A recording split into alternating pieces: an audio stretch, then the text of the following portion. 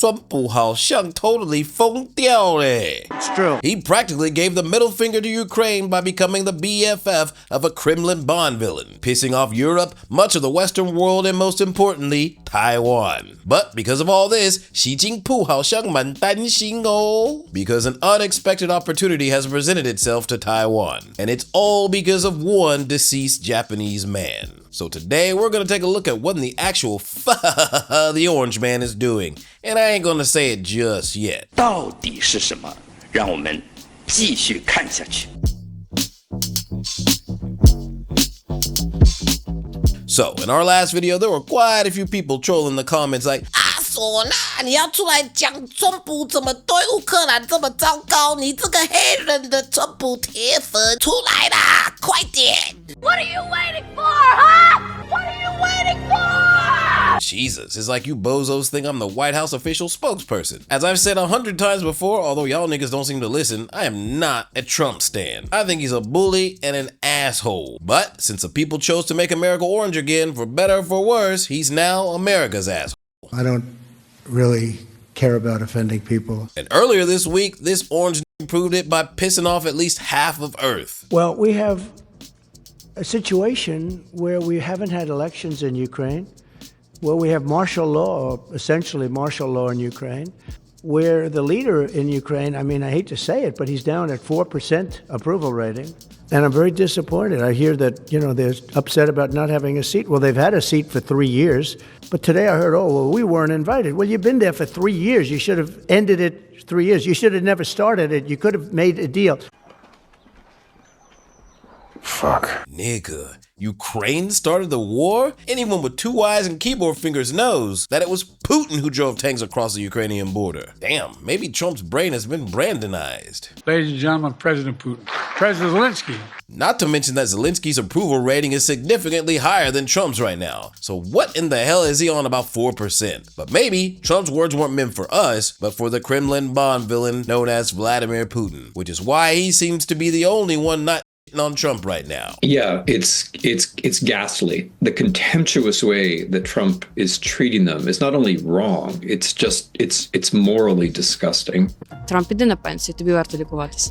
Пей таблетки, дед. We're really upset and we a little bit hate him. Now, don't get it twisted. This episode is not about helping the orange man shibai. I mean, look at me, the quabba. But other than being a complete and total ass, another reason why the world is completely dumping on Trump is because this man is absolutely terrible at information structure. But today I heard, we weren't invited. Well, you've been there for 3 years. You should have ended it 3 years. You should have never started it. You could have made a deal. I could be wrong, but I'm pretty sure his slight at Zelensky was directed at what happened just 2 months before Putin invaded. So will you guarantee unconditionally that you will not invade Ukraine or any other sovereign country?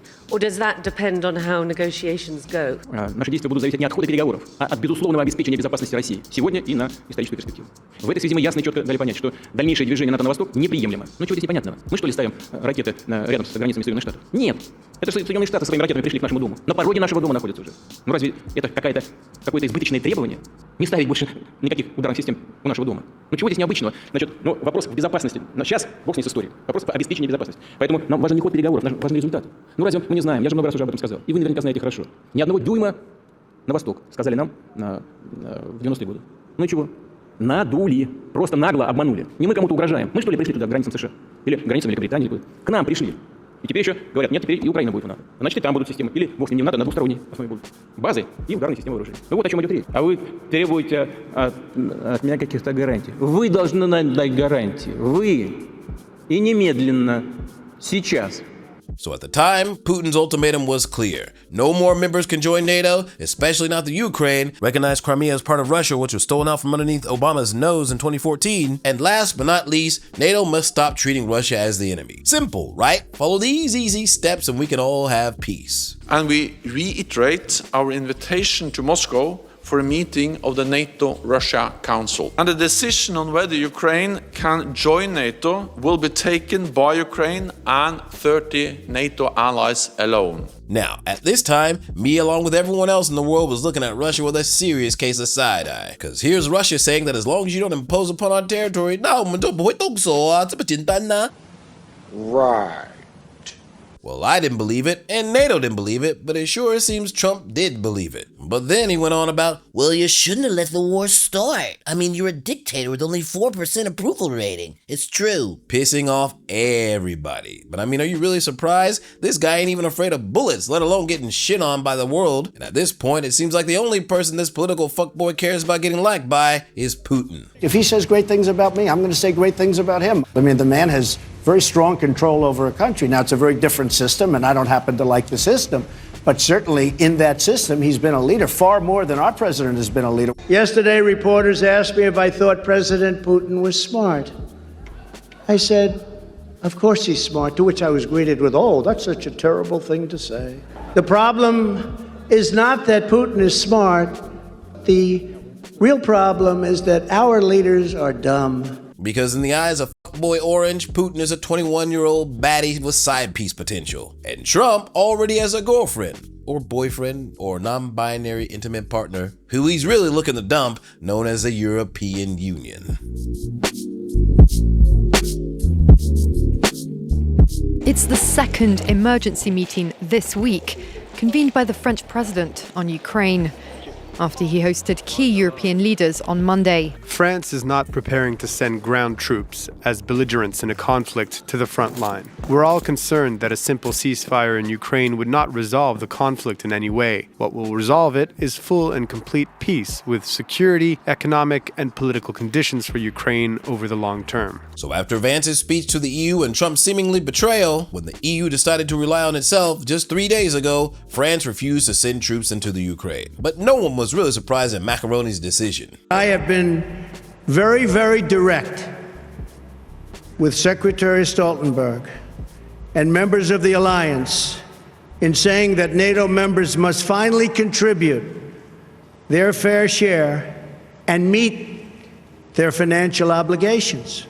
But 23 of the 28 member nations are still not paying what they should be paying and what they are supposed to be paying for their defense. This is not fair to the people and taxpayers of the United States. And many of these nations owe massive amounts of money from past years and not paying in those past years. Over the last 8 years, the United States spent more on defense than all other NATO countries combined. If all NATO members had spent just 2% of their GDP on defense last year, we would have had another $119 billion for our collective defense and for the financing of additional NATO reserves. Now, it is no secret that Trump has had some serious beef with the EU since his first term, accusing members of not contributing enough to the cause, Germany and France in particular. Germany is totally controlled by Russia because they were getting from 60 to 70% of their energy from Russia and a new pipeline. And you tell me if that's appropriate, because I think it's not. And I think it's a very bad thing for NATO, and I don't think it should have happened. And I think we have to talk to Germany about it. On top of that, we're going to have to do something because we're not going to put up with it. We can't put up with it, and it's inappropriate. Now, I don't know how Biden and Obama got through their term without a single complaint, but maybe the EU had ways of making them forget they weren't exactly pulling their own weight. NATO is obsolete and must be changed to additionally focus on terrorism as well as some of the things it is currently focused on. 我跟你讲 NATO to America is kind of like outside 台湾你要花3000万买个房子，包含40%的公社，所以你每个月要付2万块的管理费 ，and you don't even live there. What? I'm out, man. That nigga's tripping. Simply put, America has two parties. Trump's Republican Party, which sees China as the main enemy, and Obama's Democratic Party, which sees Russia as the main enemy. And a big reason why Trump has China in his crosshairs is because of one man. Perhaps no world leader has gone to greater lengths to build ties with President Trump than Japanese Prime Minister Shinzo Abe. He was the first leader to meet with Trump in New York after the election, calling him trustworthy. Also giving Trump a high-end golf club in his signature color, gold. Now, the president is returning the favor, inviting Abe for a weekend of golf at his lavish Florida getaway, and possibly a ride on Air Force One. That's right, Taiwan's former BFF, former Prime Minister Shinzo Abe. Rest in peace, brother. I dealt with Japan with Abe. Do you know Abe? He was a great man. He was a great man. He was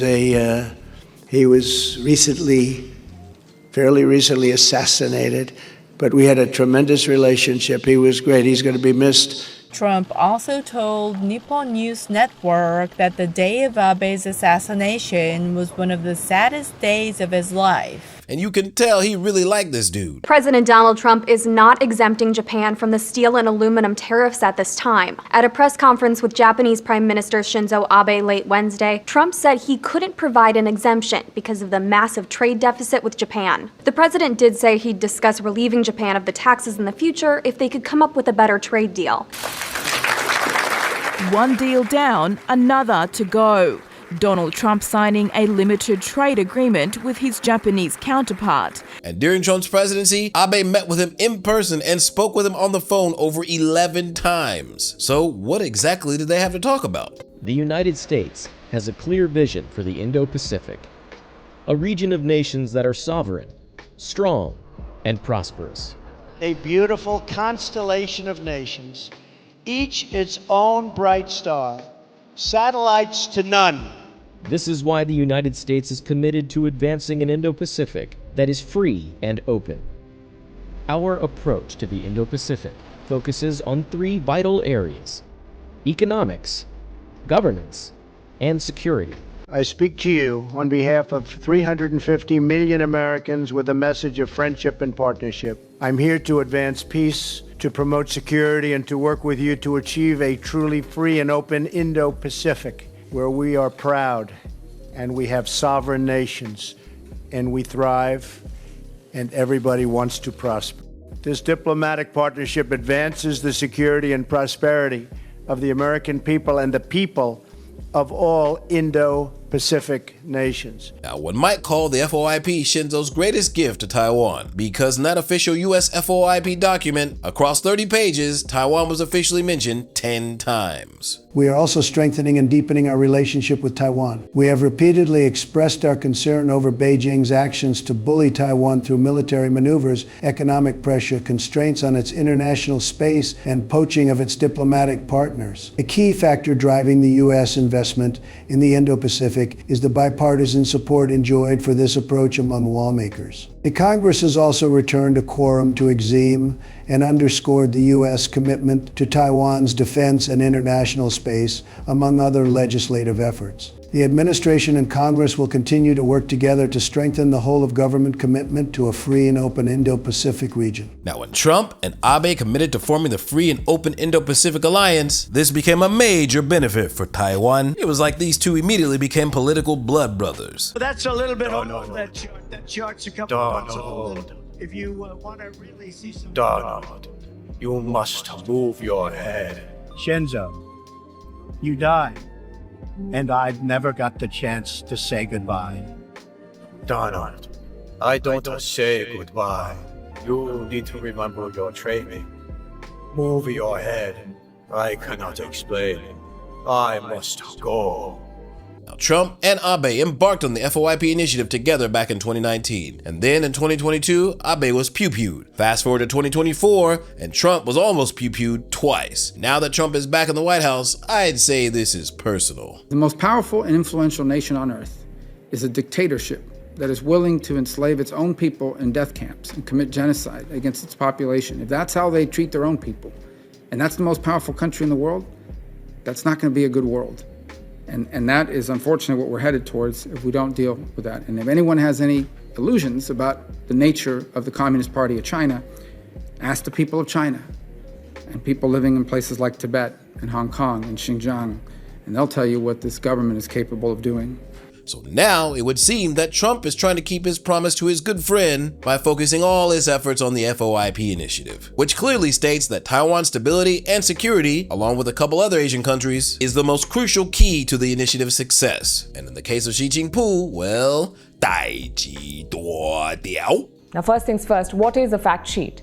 Think of it as a background note, a document that provides an overview of a country from the American perspective. And this story is about the American fact sheet on Taiwan. The earlier versions of it had a phrase, We do not support Taiwan independence. That's what it said. The US State Department fact sheet. We do not support Taiwan independence. But now this specific line has been removed. And that is quite significant. And then even last week, the US State Department made these few changes to their official website, and I'm betting the Pooh Man is pissed. So my prediction is that before the end of the Ukraine war, Rubio will be on a plane for an Asia summit to discuss the FOIP initiative, and somewhere along the way, he's gonna make a pit stop in Taiwan. Because in case you haven't heard, this fool hates Xi Jinping in his bones, yo. Do you agree that the PRC is the biggest threat that we face as the United States? The Communist Party of China that leads the PRC, is the most potent and dangerous near-peer adversary this nation has ever confronted. They have elements that the Soviet Union never possessed. They are a technological adversary and competitor, an industrial competitor, an economic competitor, a geopolitical competitor, a scientific competitor now, in every realm. It's an extraordinary challenge. It's one that I believe will define the 21st century. When they write the book about the 21st century, there's going to be some chapters in there about Putin, there's going to be some chapters in there about some of these other places, but the bulk of that book about the 21st century will be not just about China, but about the relationship between China and the United States and what direction it went. So maybe what Trump is trying to do is confirm Putin's position on FOIP to see whether or not he will join forces with him or team up with the Pooh to shut FOIP down. Simply put, Trump may be trading Ukraine for Japan, Taiwan, India, and the Philippines. After all, China has already extended its influence and military presence to Mexico, the Panama Canal, and the EU, pushing Russia aside, making them US public enemy #1. But eventually we're going to put tariffs on chips.